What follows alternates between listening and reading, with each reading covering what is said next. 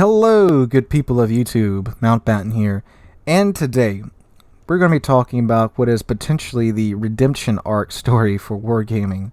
So, if you haven't heard, today, the day of me recording this, Thursday the 7th here in North America, Wargaming has announced their plans to fully disclose all the drop chances for all new loot boxes, containers, random bundles, whatever you want to call them, starting in November of this year. Something that a whole lot of commenters said would never happen. Or some said it would happen, but not before the Black Friday or Christmas container event.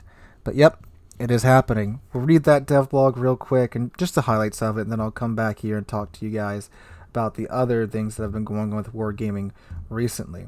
So, in short, it says that starting in November 2021, all new containers and random bundles will be sold with drop rates disclosed. After April 2022, this will be true for all obtainable containers and random bundles in game. Now, they explain they're going off of the new containers because these are the containers that always spark most interest, of course, especially with the Black Friday containers and the Christmas containers or the Santa containers. I think that is, of course, the proper move. And they explain a little bit more as to why that they're doing it like this. So they say, the first drop rates will be disclosed in the closest days on the Chinese server for certain containers that will be added there. As for the rest of the servers, starting in November 2021, all new containers and random bundles added for sale will be accompanied by a full disclosure of their drop rates. Big upcoming yearly activities such as Black Friday and New Year will therefore already be affected by this change. As far as existing containers which are currently on sale in the Armory and other places for various resources, as well as free containers, we will likewise disclose their probabilities no later than April 2022. The reason for the later implementation of these particular drop rates is because we need time to prepare and localize the relevant new text and allow for a technical Q&A process. In an effort to try and fulfill our promise as soon as possible, we decided to start off by taking care of the new containers as they always spark the most interest. And here is a little example graphic that they give for the containers. So, as you can see there, this is all they really need to do. A simple graphic like this that explains the drop rate for each item, and a Dutch Dunkirk. Hey, I'm not the only one that makes mistakes around here. Wargaming does too from time to time. So, they go on to explain the contents of each container can be one of two types, a specific item or a group of items. When a container is opened, the first thing that's determined is which item or item group should be dropped considering the stated probabilities. If an item group drops, then the specific item inside the group that will subsequently drop is determined with equal probabilities. Please note that, I'm sorry, I'm reading a little bit too far ahead. For example, if an item from a ship's item group containing 4 ships should be dropped, then you don't already have any of them in your port, then the chance to get any one of the ships in the group is 25%. If you already have one of these ships, then the chance to get one of the remaining 3 ships is 33%. Please note that the first thing to determine is if you get an item from a group, and only after it, which specific item. The probability of getting a specific group does not depend on how many items inside said group you already have. They go on to explain it in great detail, and plus, listen to this part right here at the end. In relation to this news, there are 2 other promises worth mentioning. A warning about the nature of randomness and additional protection for miners. In the next months, all containers and random bundles which are sold for money or doubloons will have a warning about the random nature and need to make weighted purchases. Will have an 18+ age confirmation prompt before the purchase is made.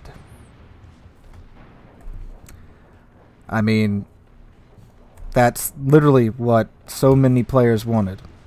If they were really worried about miners, some type of protection for miners there.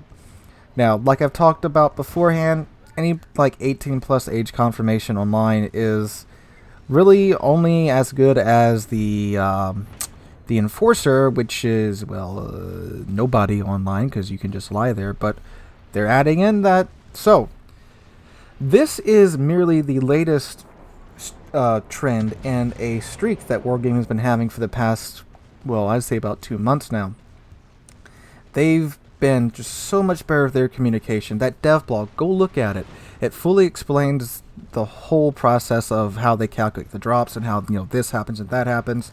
And there's been some really in-depth and detailed blogs recently on the dev blog, like the most recent Submarine one, where they talk about why they increased the speed and the damage of the torpedoes to the submarines. They show you the data they've collected during testing, and how submarine damage was this low, and that's way far below the average damage of ships at their tier, and how much spotting the subs have been doing, how much potential damage they've been receiving, how long they survive in battle. All of this, they're laying it out in the open for everyone to look at, and they're explaining their reasoning, which is fantastic, and it helps players see why the changes are made in this game that sometimes seem completely out of left field beforehand, where they just simply wouldn't explain anything to us. So they've done that. They've toned down the gambling a bunch. If you didn't check out yesterday's review of the Prince Ruprecht, which should be the background footage here, so I'm having a freaking blast with this thing. I'm loving this thing right now. They've completely removed gambling from the early access event this go round. It's not there. You cannot do it.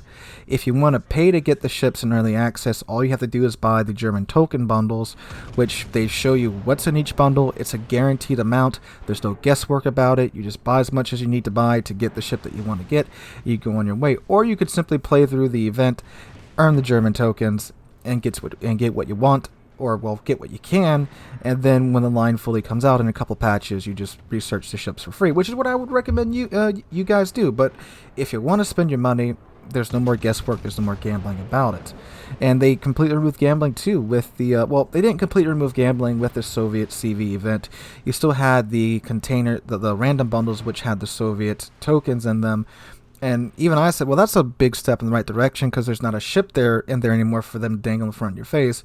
But now with the German battle cruisers, they just removed it altogether, which is fantastic. They're even fixing things that they've done in the past, which the community didn't like with the Moskva when she was removed. If you guys didn't know, when she was removed, they didn't really compensate you if you already bought the premium camo for the Moskva. Since it's a special ship now, it's supposed to come with that camo. They didn't give anyone any type of compensation for that. Now, with the Khabarovsk and the GK being removed, if you have those ships, you get the premium camo for their replacement. So with the Kurfürst, for example, you'll get the camo for the Prussia. And what they're doing now with the Moskva is that if you had the Moskva when it was removed and you had the permanent camo, they're now giving you the camo for the Nevsky. But if you already bought the permanent camo for the Nevsky, they're giving you 5,000 doubloons because you bought it. So they're refunding you for buying the premium camo that you shouldn't have had to buy, since the Moskva got removed and got made into a special ship. So these are great changes, and quite literally exactly what the player base asked for. So my question to you guys is this enough to redeem wargaming in your eyes? My opinion of this, and again, this is my opinion, you can disagree with this, and this is completely fine. If they continue on this path, and they're not just doing this for the next couple of months just to kind of save face after the humongous outrage that happened 3 months ago, if they truly stay on this path, and they don't just do this for 2 or 3 months, kind of give the community what it wants, then go back to doing what they were doing beforehand, then yes, in my opinion, this is what needs to have happened. They're doing it in a timely manner. Remember, it wasn't but 3 months ago that the community was imploding in on itself over these issues, and now they're being addressed, fixed, or they're laying out a roadmap to fix them in the future. Now, is this everything that needs to be changed? No, there's still a lot more that needs to be addressed. But if they keep going at this rate, hopefully here pretty soon, even by early next year, a good chunk of the problems will have been addressed. So that's my question to you guys. Do you guys think this is enough, or is it not enough and you're still just, done with wargaming, done with them, and done with all of this?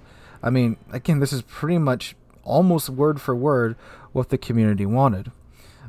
Submarines too, and I'm doing a whole proper video on submarines here in probably the next couple of days. I do have a couple of them available to me right now for the rental period. They have been testing these things so much longer than they did the CV rework. Now, you might say, well, of course, that's because it's an entirely new class being added into the game. Yes, you are correct, but the change from RTS CVs to what we have now with the CV rework might as well be a new class, you know? I mean, good lord, there was what, 3 rounds of testing with the CVs, and that was it. And it happened, I'm pretty sure, within the same year.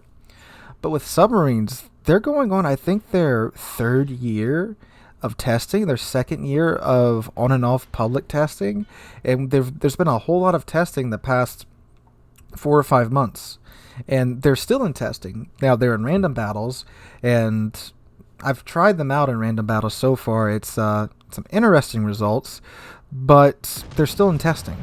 They're not done being tested yet. And like I said, the dev blog that they released a few days ago covering the results of this testing is very open. They've listened tremendously well to player feedback. Just a couple things off the top of my head. The ASW changes, where everyone gets ASW now. The ping. Once you get pinged in your surface ship, it lets you know what part of your ship's been pinged and what direction the pings come from, so they know where those torpedoes are coming from. The torpedoes stop homing a lot further away now than they used to. If you're in a battleship, those torps stop homing 2.1 kilometers away from you. So as long as you're paying attention to where you're being pinged from, what part of your ship's being pinged, you have a pretty darn good chance of dodging those torps unless you're sitting like absolutely still. So again, another example of them being a lot more open with their communication, listening to the player base and all that. But again, it's in you guys' eyes. You guys are the judge. I'm just one guy giving you my opinion on the internet. So let me know what you guys think about this in the comments down below. I just wanted to see you guys' reaction to this and how y'all think this is going so far for Wargaming. So if you enjoyed the video, make sure to drop a like, and again, leave a comment down below. Let me know what you guys think about all these changes and such, and if Wargaming is going to continue on this path. And if you enjoyed the video too, make sure to subscribe to the channel. We will be live streaming right here tonight on the channel from 5 p.m. U.S. Central Time to 8 p.m. U.S. Central Time. So make sure to come out for that on both here and Twitch, if your Twitch account still exists after Twitch's whole disaster this week. Anyway, hope you guys are having a wonderful Friday. Hope to catch you guys in the next one.